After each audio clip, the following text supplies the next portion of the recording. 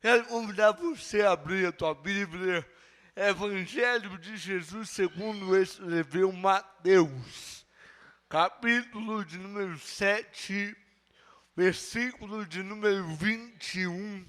Mateus, capítulo de número 7, versículo de número 21. Depois, capítulo 19, mas vamos ler primeiramente Mateus, capítulo de número 7, versículo de número 21. Diz assim a palavra do Senhor: nem todo que me diz, Senhor, Senhor, entrará no reino dos céus, mas aquele que faz a vontade de meu Pai que está nos céus. Repetindo, nem todo que me diz Senhor, Senhor, entrará no reino dos céus, mas aquele que faz a vontade de meu Pai que está nos céus. Capítulo 19.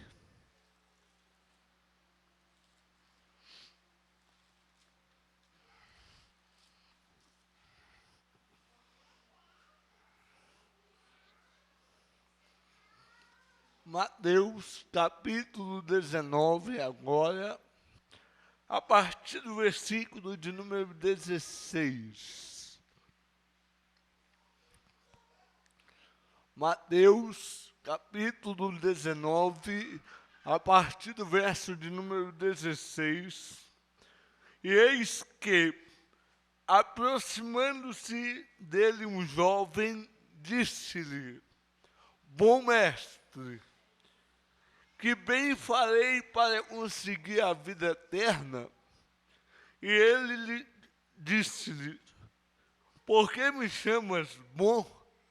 Não há bom, senão um só, que é Deus.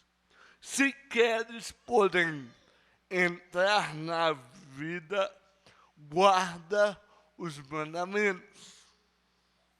Disse-lhe ele: quais? E Jesus disse: não matarás, não cometerás adultério, não furtarás, não dirás falso testemunho, honra teu pai e a tua mãe, e amarás o teu próximo como a ti mesmo. Disse-lhe o jovem: tudo isso tenho guardado desde a minha mocidade. Que me falta ainda? Disse-lhe Jesus: se queres ser perfeito, vai, vende tudo o que tens, dá aos pobres, e terás um tesouro no céu, e vem e segue-me. E o jovem, ouvindo essa palavra, retirou-se triste, porque possuía muitas propriedades. Disse então Jesus a seus discípulos: em verdade vos digo que é difícil entrar um rico no reino dos céus. E outra vez vos digo que é mais fácil passar um camelo pelo fundo de uma agulha do que entrar um rico no reino de Deus. Olha, os discípulos, ouvindo isso, admiraram-se muito, dizendo: quem poderá, pois, salvar-se?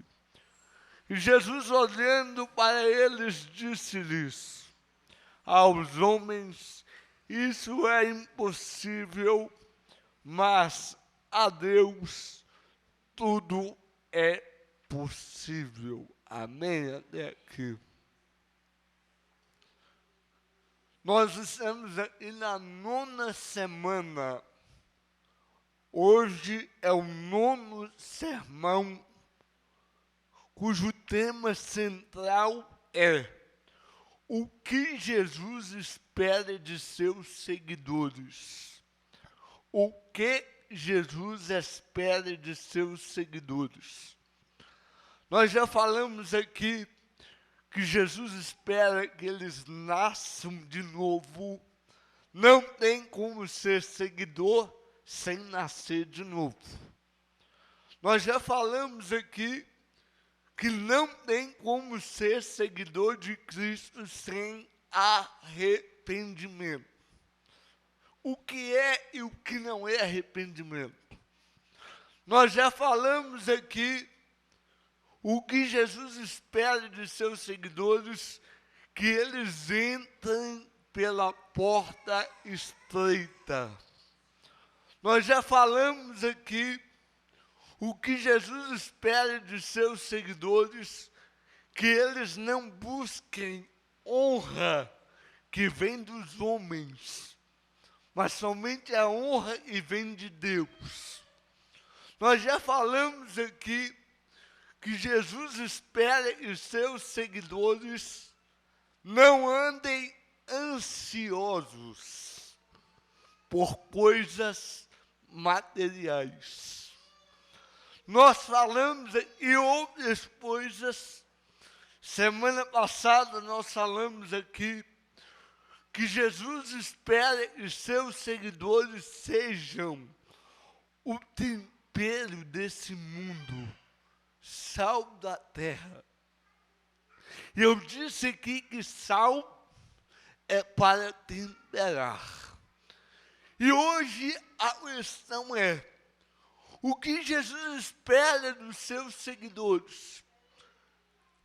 Nós usamos dois textos. O primeiro, quase no final do Sermão do Monte, Jesus disse que nem todo aquele que me diz Senhor, Senhor, entrará no reino dos céus. Mas ele não parou por aí. Ele deu uma dica de quem é que vai entrar no reino dos céus. Ele disse: aquele que faz a vontade de meu Pai que está no céu.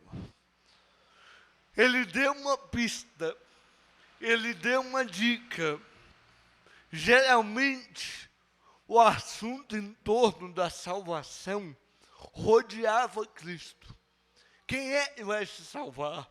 Poucos se salvariam. E aqui Jesus está falando mais uma vez. O que Ele espera de nós? Que nós façamos a vontade do nosso Pai.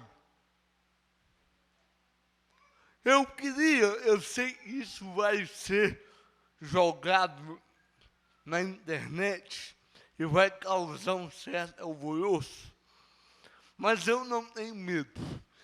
Eu queria ler uma frase desse livro aqui, Cristianismo em Crise, do Hank Hanegraaff. Foi um dos primeiros livros que eu li na minha vida na década de 90. E após eu ler esse livro, eu tenho que falar a verdade, passou, como eu vou me expressar melhor, a minha veia apologética desabrochou. Depois que eu li esse livro, eu fiquei apaixonado pela apologética. O que é apologética, pastor? Talvez alguém não saiba. A defesa da fé, a defesa da pureza do Evangelho. Hoje, quem gosta de apologética é taxado de justiceiro, julgador. Eu mostrei hoje para o irmão Ademir um pastor postou no meu Face: pastor, pregue a palavra e deixe de ser justiceiro. A Bíblia fala: não julgues para não ser julgado. É sempre essa frase. Você não pode defender a verdade que você está julgando. Você não pode avaliar a mensagem. Você não pode passar a pregação pelo crivo das Escrituras e você é chato, é intransigente, é julgador. Aí eu mandei para ele uma frase do Paul Washer. Paul Washer diz: não me diga, não julgues para não ser julgado. Porque se você me dizer, eu vou responder: cuidado, para não deturpar a Bíblia como faz o diabo. O nosso dever é defender o Evangelho, a pureza do Evangelho. Na página 13 desse livro, o autor, ele cita uma frase de um autor, pregador, muito famoso. Eu sei que já teve gente que chorou lendo as obras dele. Mas eu não perco meu tempo. Olha o que esse homem disse. Ele disse o seguinte: nunca, jamais, em tempo algum, vá ao Senhor e diga: se for da tua vontade. Eu vou repetir: nunca, jamais, em tempo algum, vá ao Senhor e diga: se for da tua vontade. Não permita que essas palavras destruidoras da fé saiam da vossa boca. Ou seja, nós nunca poderemos chegar diante de Deus e falar: se for da tua vontade. Você tem que chegar e exigir, determinar. Quem disse isso, pastor? Benihim. Benihim. Nunca, jamais, em tempo algum, vá até o Senhor e diga: se for da tua vontade.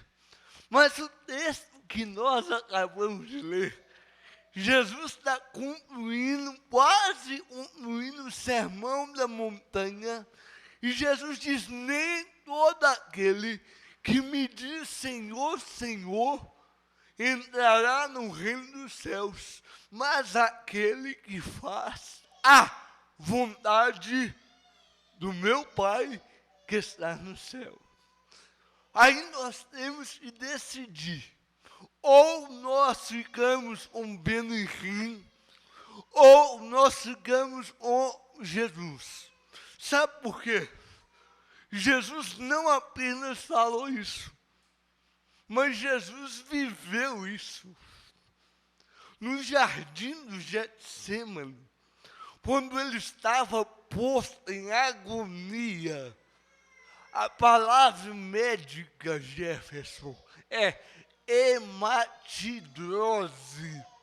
É quando o suor se transforma em gotas de sangue. E isso já aconteceu, por exemplo, casos verídicos na Segunda Guerra Mundial. Pessoas que estavam tão agonizadas, prensadas, amarguradas, que essas pessoas começaram a suar, e o suor se transformou, a sudorese se transformou em gotas de sangue. E isso aconteceu com Jesus. E a medicina fala que isso é possível. E quem disse isso foi Lucas, médico. Quando Jesus estava lá prensado, agonizando no Getsêmani, ele disse: Pai, se for possível, passa de mim esse cálice. Mas, contudo, seja feita tua vontade. A tua vontade, não a minha. Não a minha. Tem um evangelista e diz: seja feito como tu queres e não como eu quero. E Jesus não só viveu, mas na oração do Pai Nosso, a oração ele ensinou. Ele disse no versículo de número 10, capítulo 6 do Evangelho de Mateus, pastor Júnior. Ele ensinou a orar: seja feita a tua vontade, assim na terra como no céu. Eu não tenho dificuldade nenhuma, irmã Vera, para decidir entre Jesus e Benihim. Eu fico com Jesus. E a resposta hoje, Ademir, é o que Jesus espera de seus seguidores. Que nós façamos a vontade do Pai. Façamos. Eu coloquei aqui, não existe seguidor autêntico de Jesus se ele não fizer a vontade do Pai. Eu, você, nós só seremos seguidores de verdade, discípulos, se e somente se fizermos a vontade de Deus. Eu queria convidar você a ler um texto. Paulo vai dizer isso. Romanos, irmã Samanta, capítulo 15, versículo de número 3. Olha o que Paulo, na sua magnífica carta aos Romanos, ele vai dizer sobre fazer a vontade do Pai. Paulo disse da seguinte maneira: porque também Cristo não agradou a si mesmo. Ele não agradou a si mesmo, ou seja, ele abriu mão para fazer a vontade do Pai. Ele diz aqui, mas como está escrito, ele vai citar um salmo messiânico. Sobre mim caíram as injúrias dos que te injuriavam. Eu vou repetir. Não existe a mínima condição de sermos discípulos de Cristo, seguidores dele, se nós não almejarmos a vontade dele. Há um teólogo, me fugiu o nome, se alguém souber, me lembre, que disse: o melhor lugar para alguém estar é no centro da vontade de Deus. O melhor lugar para que alguém esteja é no centro da vontade de Deus. Romanos 15, 3, que nós lemos. Eu queria ler aqui, preste atenção, é noite de ensinamento. Olha o que um dos grandes pregadores da Inglaterra disse, pastor Daniel, Charles Spurgeon. Ele disse o seguinte: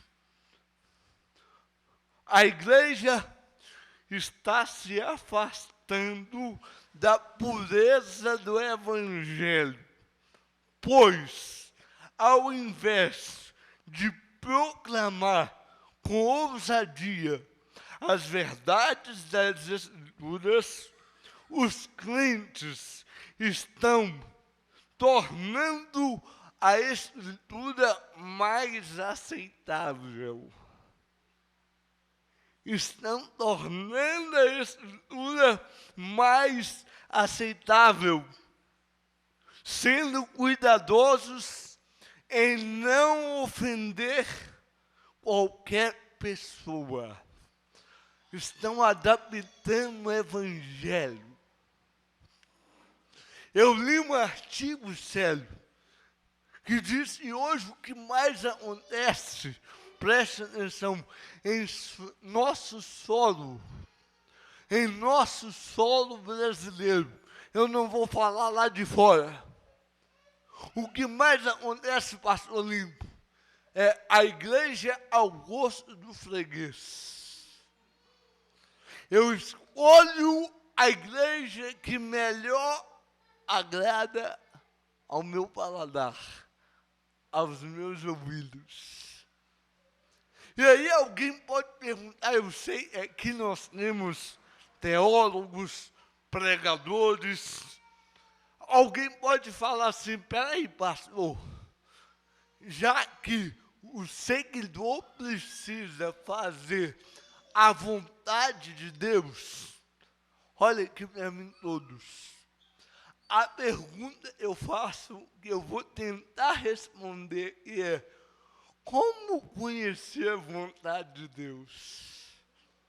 Se eu preciso fazer a vontade de Deus, como é que eu posso conhecer a vontade de Deus? Porque alguém disse assim, com muita propriedade, que ninguém conhece a mente de Deus. Paulo disse isso. Na sua carta aos Romanos, ele vai falando de temas profundos, que Deus aborrece um, ama o outro, escolhe um, despreza o outro. De repente, Paulo parou e disse assim: ó profundidade das riquezas, tanto da sabedoria quanto do conhecimento. Quem conhece a mente desse Deus?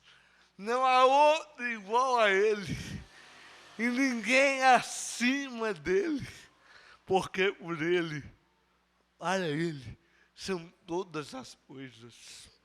Mas a questão é, será? A minha pergunta, eu vou fazer outra pergunta, pastor Kleber. Será que Jesus ia cobrar algo de nós que nós não conhecêssemos? Se eu tenho que seguir a vontade de Deus, se eu tenho que fazer a vontade de Deus, como é que eu vou conhecer qual é a vontade de Deus? Em primeiro lugar, pela Bíblia nós sabemos que Cristo foi a maior revelação suprema de Deus. A maior revelação, pastor Daniel, foi Cristo. Hebreus diz, no passado Deus nos falou através dos profetas, mas hoje nos fala através de Cristo. Hebreus vai falar da superioridade de Cristo. Aí eu sei que está ali o Ademir, teólogo, ele pode questionar e falar assim: peraí, pastor, para a gente falar da vontade de Deus, nós vamos ter que aprofundar na teologia. Por quê? Alguém vai falar a vontade absoluta de Deus, a vontade permissiva de Deus. Para a gente falar da vontade de Deus, nós precisaríamos falar de conceitos como livre-arbítrio. Nós teríamos que falar de conceitos como determinismo e predestinação. Nós tínhamos que falar aqui sobre polaridade, que são conceitos. Como é eu vou saber a vontade de Deus? Tem uns que acreditam que o homem tem livre-arbítrio. Tem outros que dizem, não, Deus, ele controla tudo. Nós não passamos de fantoche. E aí, pastor? Futuramente eu quero falar sobre isso. Hoje, eu quero sintetizar algumas coisas aqui. Em primeiro lugar, você quer saber qual é a vontade de Deus? Em primeiro lugar, a vontade de Deus está registrada em seus mandamentos. É simples. Quer saber qual é a vontade de Deus? Conheça os mandamentos. O jovem rico, ele vai até Jesus. É engraçado que eu estava lendo hoje, eu mostrei para o Ademir. Cada evangelista deu um detalhe. Mateus falou, ele chegou e falou para o mestre, e farei perder a vida eterna. Marcos diz que ele chegou e ajoelhou-se. Lucas diz que ele era príncipe em Israel. Cada um dá um detalhe e vai enriquecendo o texto. Por isso é importante ler os 3 evangelhos sinóticos, para a gente ter uma visão mais ampla. Aí ele chega, Washington, perguntando, o que eu vou fazer para herdar a vida eterna? Chama Jesus de bom, Jesus já dá uma rachada nele, como sempre. Jesus não dava volta. Bom é só um, rapaz. Por que me chamas bom? Mas eu queria destacar aqui 2 etapas da pergunta, da resposta que Jesus deu. Porque Jesus, ao contrário de outras vezes, pastor Wallace, Jesus sempre respondia uma pergunta com outra pergunta. Isso está cheio nos evangelhos. Jesus sempre respondia uma pergunta com outra pergunta. Mas aqui, pastor Daniel, irmão Marvin, Jesus não respondeu com outra pergunta. Jesus só perguntou ele assim, você guarda os mandamentos? Foi direto. Você guarda os mandamentos? Mateus diz assim, eu vou ler em Mateus 19, para quem chegou depois. Mateus 19, Jesus fala com ele, se queres, porém, entrar na vida, guarda os mandamentos. A pergunta dele foi, o que eu vou fazer para ser salvo? Jesus falou, se você quer ser salvo, guarda os mandamentos. A primeira etapa da resposta foi essa, uma resposta direta, sem rodeios. Você quer uma receita pronta? Eu vou te dar. Essa foi a primeira etapa. Então, aí ele pergunta, segundo Mateus, quais? Aí Jesus vai lá na lei.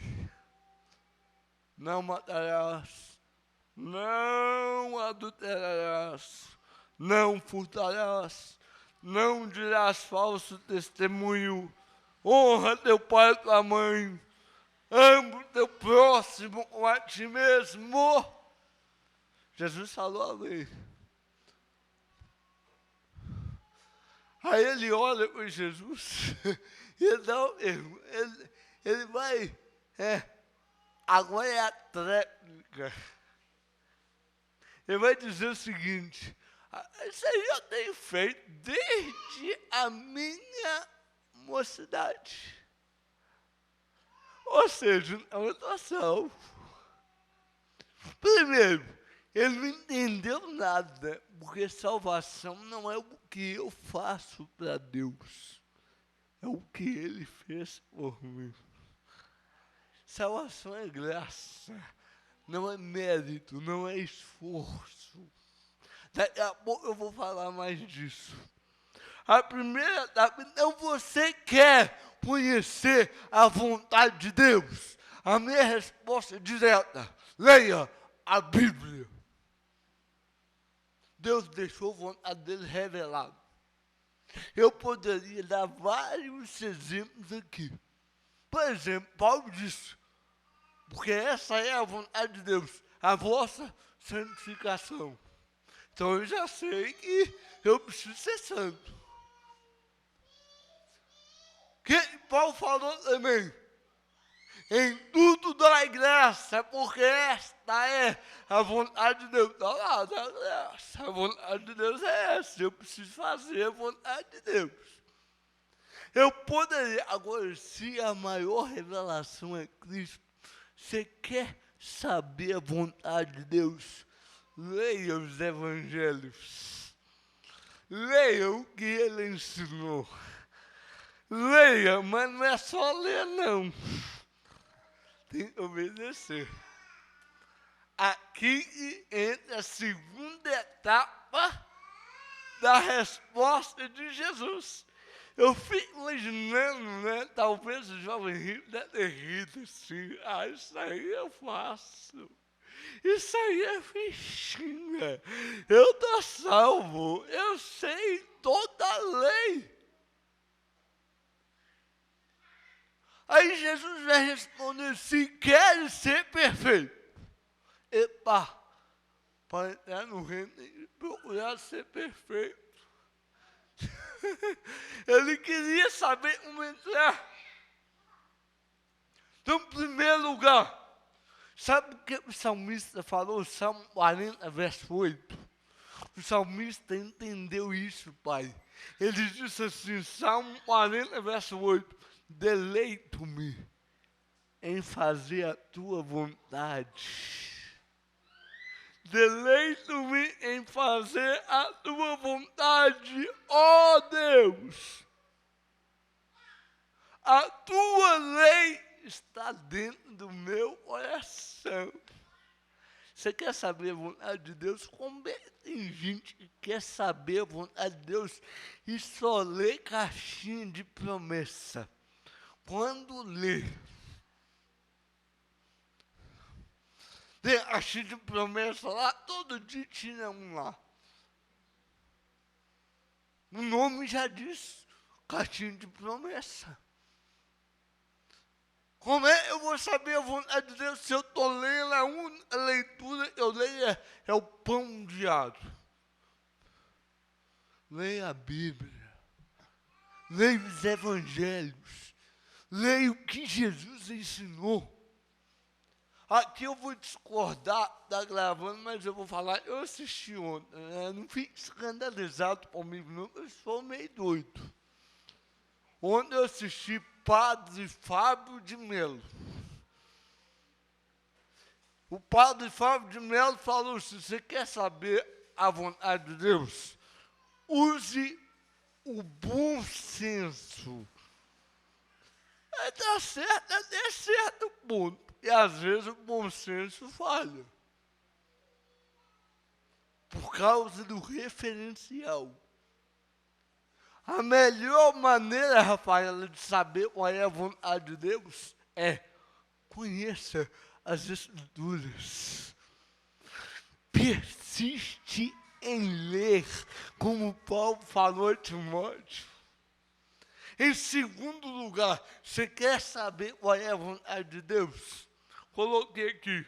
Segundo lugar, um dos primeiros passos para conhecer a vontade de Deus é fugir da vontade própria.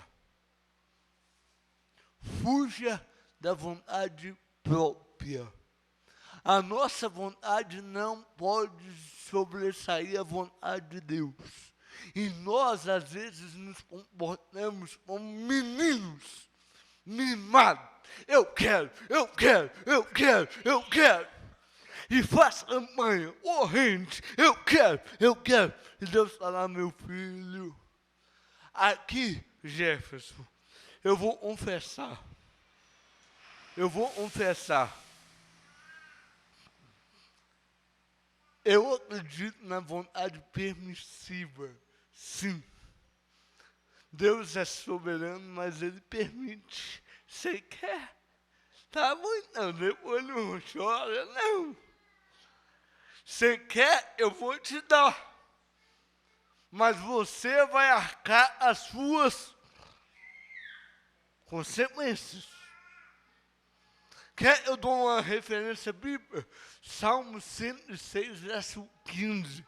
Diz assim: e Deus lhe satisfez o desejo, mas fez definhar a alma. O povo queria tanto que Deus desse carne, e Deus falou, eu vou dar até sair pelo nariz. Vocês querem, eu vou dar. Aí quando Deus deu, o que é definir a alma? Quantas vezes a gente quer algo, aí Deus dá, depois Ele traz um peso para nós. Depois aquilo que tinha sabor de mel, vira sabor de fel. E a gente ainda olha para Deus, olha, o Senhor não gosta de mim, não? Você pediu. Não era o que eu tinha para você, mas você quis. Então, arque com as consequências. Mais uma vez eu cito Jesus no Getsêmani. Mateus, Jesus disse, segundo Mateus, meu Pai, se é possível, passa de mim esse cálice, todavia não seja como eu quero, mas como tu queres. Em terceiro lugar, você quer saber a vontade de Deus? Terceiro conselho.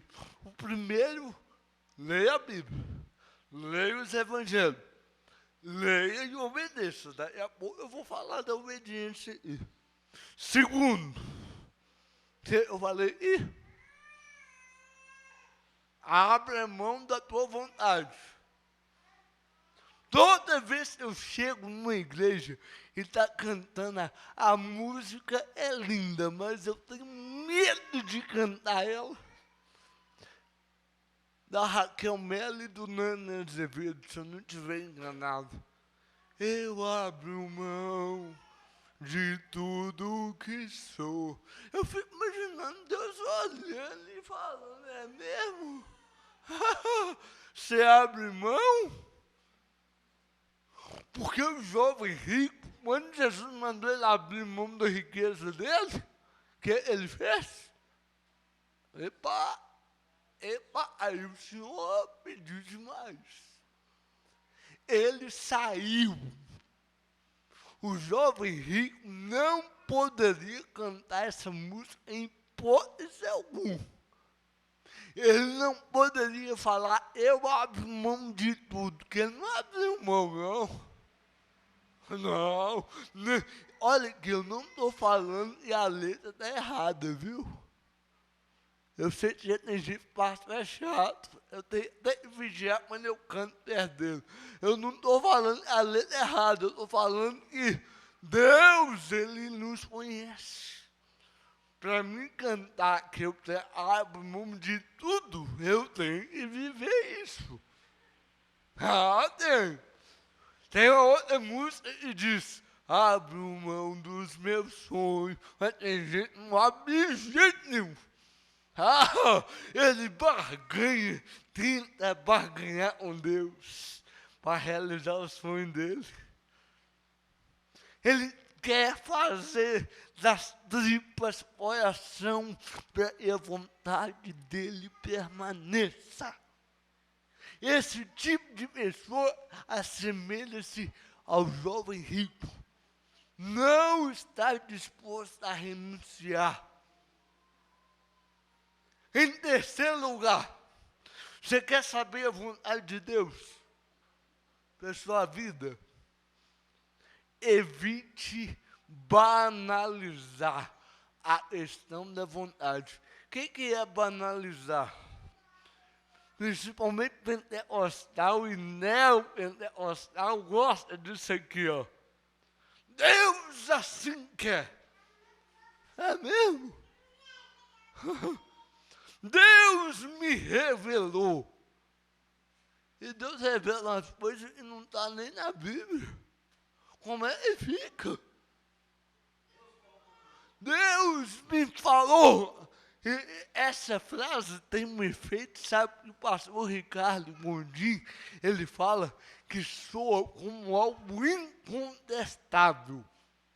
Deus me falou, não está na Bíblia, mas me falou, acabou. Quem é você para contestar? Irmão, a pessoa para falar comigo e Deus me falou, ela vai ter que me provar isso. Porque eu tenho todo o direito de duvidar. Principalmente se não estiver de acordo com as Escrituras. Não vem essa onda e Deus me falou. Deus me revelou. Se Ele revelou, Ele não pode entrar em contradição à palavra dele. Aí eu vou citar outra aqui, está gravando, mas vou citar. É um que se intitula Pai dos Apóstolos, René Terra Nova. O René Terra Nova escreveu um livro, 2004. Eu li o livro e fiquei horrorizado. O nome do livro é Atos Proféticos. Aí ele fala que Deus está trazendo uma nova revelação, porque a revelação de Deus é incompleta. Aí Deus está trazendo uma nova revelação às igrejas bereanas. Aí eu falei, é mesmo bereano? Primeiro, esse negócio de ato profético, só o nome já está errado. O que é atos proféticos? Atos de um profeta. Não tem profeta mais no ofício. Acabou. A lei e os profetas duraram até João. Está na Bíblia. Como é que tem atos proféticos? Igual tem uma igreja que mandou cada crente tomar água até sair pelo nariz. O pastor fechou a porta, mandou todo mundo tomar 2 litros de água.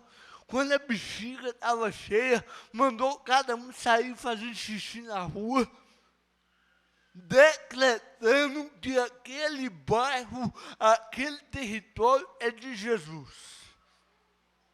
Onde está isso na Bíblia? Deus me revelou. Ah, é? A revelação de Deus é pregar o Evangelho, é expelir demônio, é curar enfermo, é fazer vontade do Pai. Então, futuramente eu vou dar um estudo aqui só sobre ato profético. É um pior do que o outro.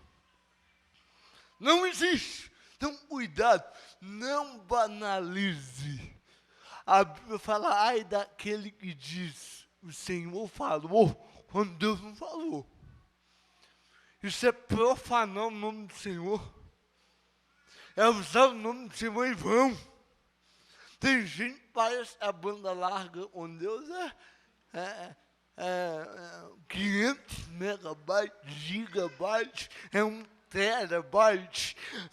Ele tem uma conexão que ninguém mais tem. Tudo é revelação. Deus me revelou. A revelação maior é Jesus. É Jesus. Eu fico com a palavra. Em quarto lugar, pastor Kleber. Sabe, eu vejo.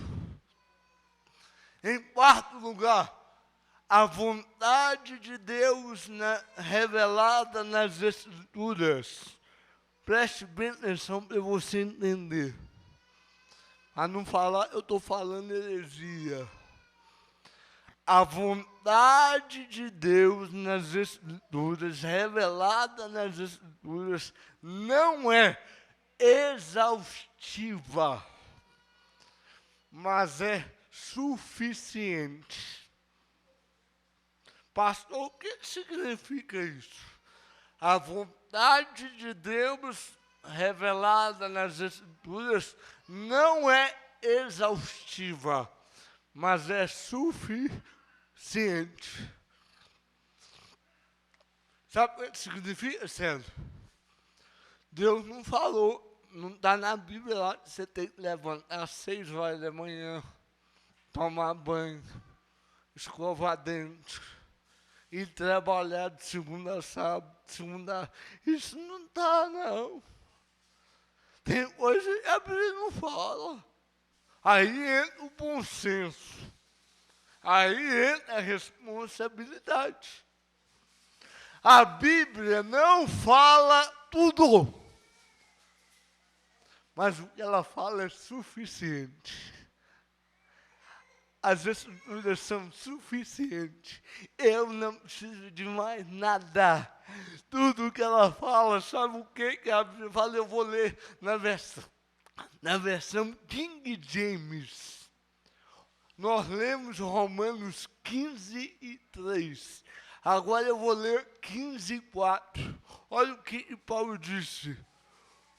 Porquanto tudo o que foi escrito no passado foi escrito para nos ensinar de forma que, por meio da perseverança e do bom ânimo proveniente das Escrituras, mantenhamos firme a nossa esperança. Tudo que dantes foi escrito para o nosso ensino foi escrito. Para que eu vou querer como diz um pastor americano, ele teve a ousadia de falar e Deus deu para ele o terceiro testamento. E quem tiver o livro dele não precisa mais da Bíblia. Pastor, o que o senhor acha? Anátema. Anátema. A revelação de Deus nas Escrituras não é exaustiva, mas é suficiente. A Bíblia tem tudo e você precisa saber para herdar a vida eterna. Olha o que Paulo falou a Timóteo, 2ª carta.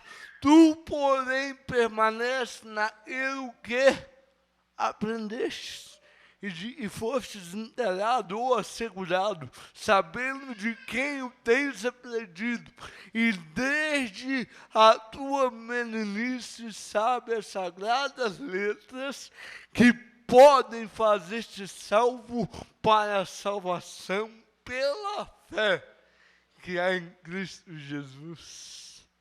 Irmãos, nós temos o maior tesouro à nossa disposição. A vontade de Deus está na sua palavra. Pastor, mas tem coisa que eu leio, eu não entendo. É aí que vem a oração. É aí que vem pedir discernimento ao Espírito Santo, que é aquele que inspirou a palavra. Se você leu, não entendeu, peça ao Espírito Santo. E Paulo ainda falou, você quer saber a vontade de Deus? Você quer? Pastor Daniel, pastor Kleber, igreja.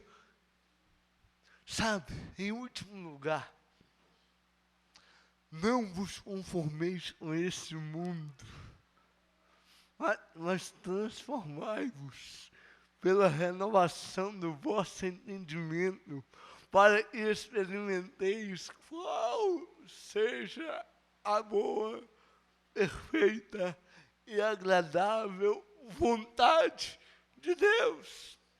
Quem é conformar o mundo?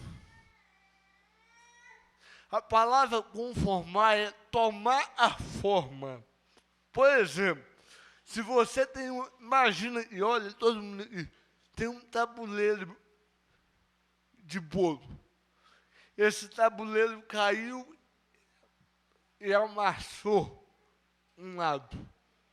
todo bolo que fizer nesse tabuleiro, se o amassado não for tirado, o bolo vai sair conformado um tabuleiro. É tomar forma. Se você colocar o bolo num tabuleiro redondo, o bolo não vai sair quadrado, vai sair redondo. Se você usa um tabuleiro retangular, o bolo não vai sair redondo, vai sair retangular. A massa, ela conforma. Aí Paulo disse, você quer saber, Lourdes, a vontade de Deus? Não vos conformeis com esse mundo. E para mim não conformar, eu tenho que apresentar o meu corpo em sacrifício vivo, santo e agradável a Deus, que é o nosso culto racional. Para me encerrar, voltando ao jovem rico, o que eu vou fazer para herdar a vida eterna? A primeira resposta de Jesus: se queres entrar na vida, guarde os mandamentos. Sabe o que eu vejo aqui? Agora eu creio que tem gente aí que vai discordar de mim.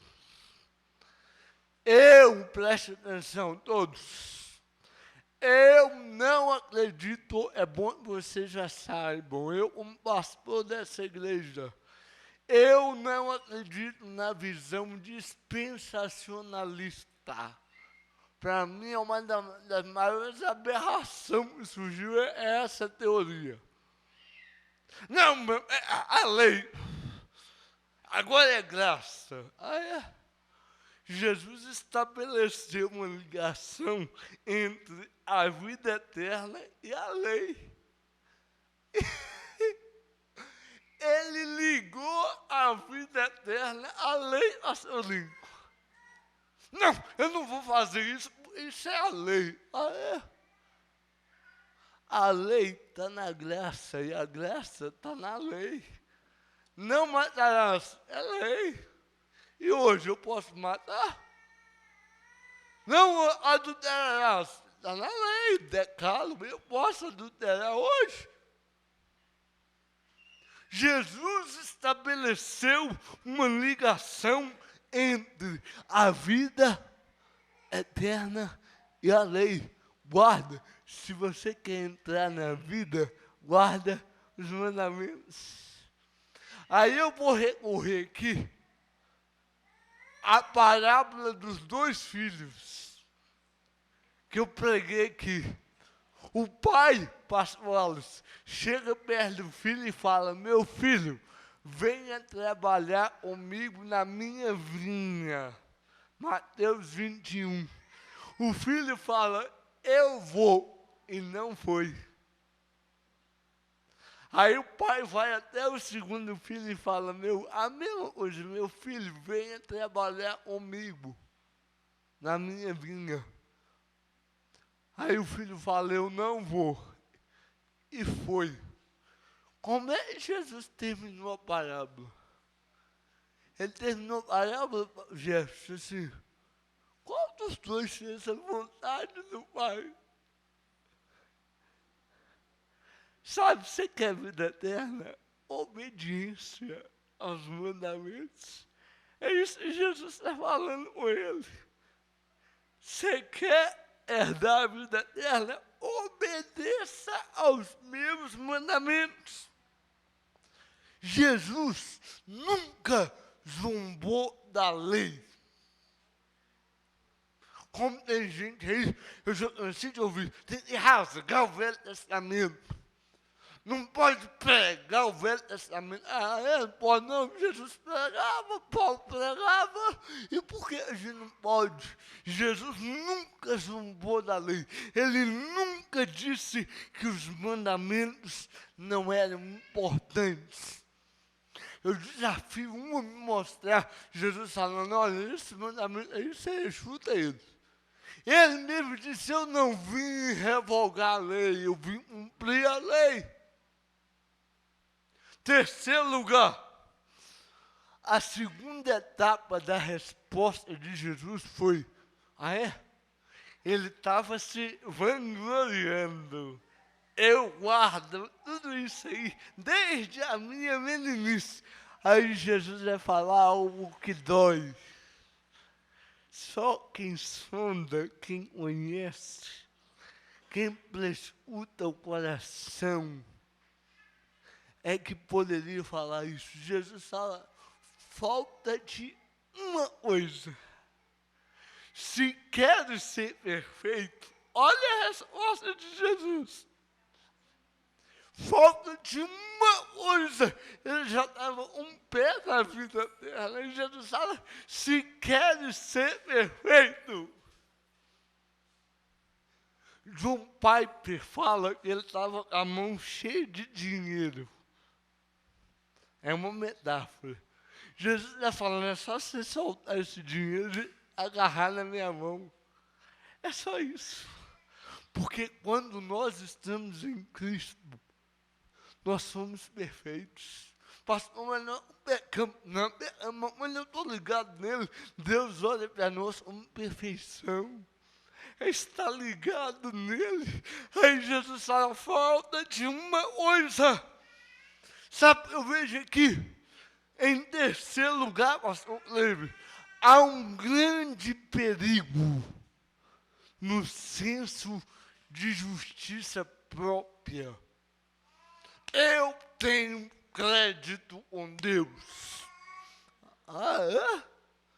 É isso que o jovem está falando. Eu guardo isso aí. O meu saldo está positivo aí, Jesus fala.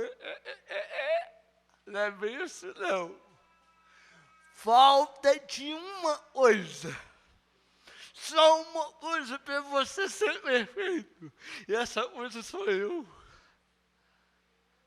É isso que Jesus está falando com ele. Essa coisa sou eu. Só falta eu. Há um grande perigo, pastor Daniel. Sabe por quê? Em quarto lugar, um dos grandes erros dos religiosos é se preocupar apenas com o comportamento externo. Só o que vale é o externo, mas Jesus está olhando lá dentro. Você fala e guarda, mas o primeiro mandamento você já está infligindo nele. Amar a Deus sobre todas as coisas. Amar a Deus com todo o teu coração, com toda a tua alma, com todo o entendimento. Cuidado essa questão de justiça própria. Sabe por quê? A parábola do fariseu e do publicano que Jesus contou. Por que Jesus contou ela? Tem lá. Por quê? Não foi à toa, não. Jesus, eu vou contar a historinha aqui. Não. Por que Jesus contou? A parábola diz assim, e disse também essa parábola a uns que confiavam em si mesmo crendo que eram justos. O jovem rico confiava em si mesmo. Esse cara sou eu. Se já tivesse Roberto Carlos na época, ele ia cantar isso. Se tivesse J Neto naquela época, até o J Neto gravou a versão gospel desse cara sou eu. O cara que anda de mão dadas com Deus, esse cara sou eu, J Neto, meu pai. Esse é o jovem rico, é o fariseu que foi orar e confiava em si. Eu dou dízimo, eu cumpro a lei. Isso é uma alerta para nós todos. Cuidado com a justiça própria. A nossa justiça tem que exceder a justiça dos fariseus. Para me encerrar, sabe o que John Piper disse? O vínculo com os nossos bens precisa ser substituído pelo vínculo com Jesus. Quem você ama mais, Jesus ou o que você tem? Olha como encerra, olha como encerrou o diálogo dele com Jesus.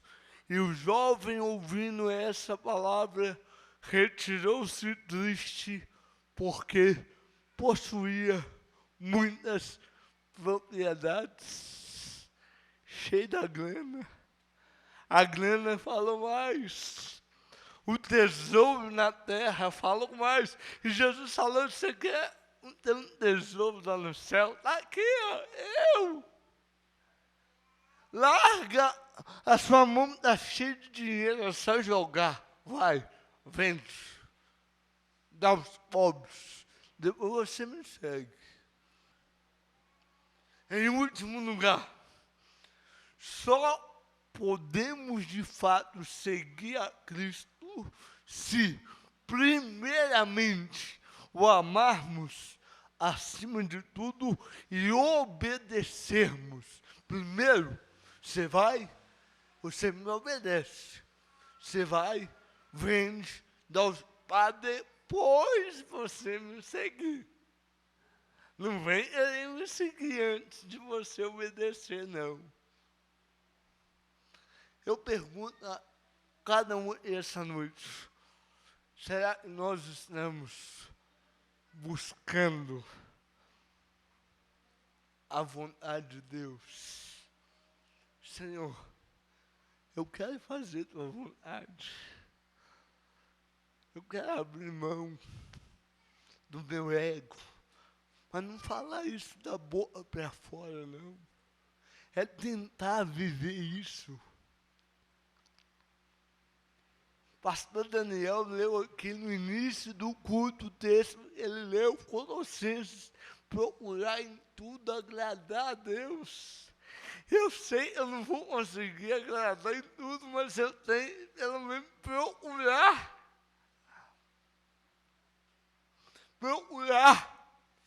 Eu não posso querer agradar a todos, porque eu não vou conseguir, mas eu tenho que porfiar, eu tenho que agonizar, batalhar, para que a vontade de Deus prevaleça na minha vida.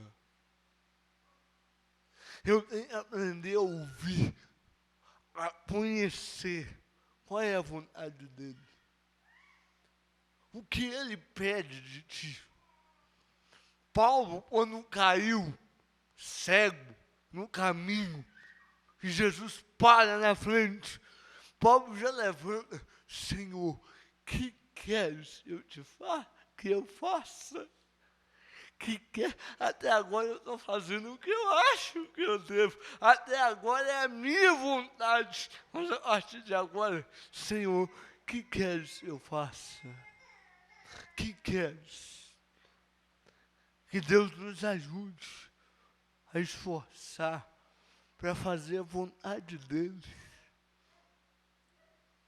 Feche seus olhos, eu quero orar com você. Tem uma canção eu gosto muito, que diz assim: a tua palavra escondi, guardada no meu coração, pra eu não pecar sem a tua. Cante. Minhas vestes no sangue lavei, e das tuas águas bebi, pra ser uma oferta agradável a ti, minha vida a ti.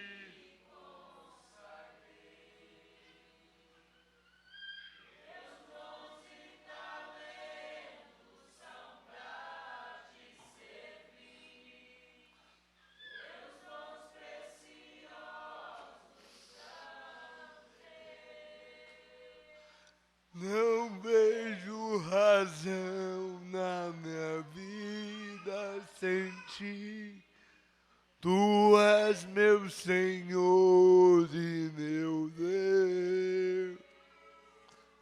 Assim como o fogo refina ouro, vem tua obra em mim completa, até que o mundo possa ver tua glória em meu rosto brilhar. Até que o mundo possa ver tua glória em meu rosto brilhar. Aleluia. Que Deus abençoe a cada um. Que essa palavra possa incomodar você. Tirar nós da zona de conforto. Essa tem sido a minha oração, Deus nos tire da zona do conforto. Nos jogue contra a parede. Confronta-nos. É isso que Jesus fez, o ministério dele é confrontar todo dia. Todo dia. É isso, irmão. É esse tipo de alimento que nos faz caminhar. Eu fui ouvir um pregador aí esses dias e falei, meu Pai do céu, você sai pior do que você entrou. E Deus abençoe a todos, amém?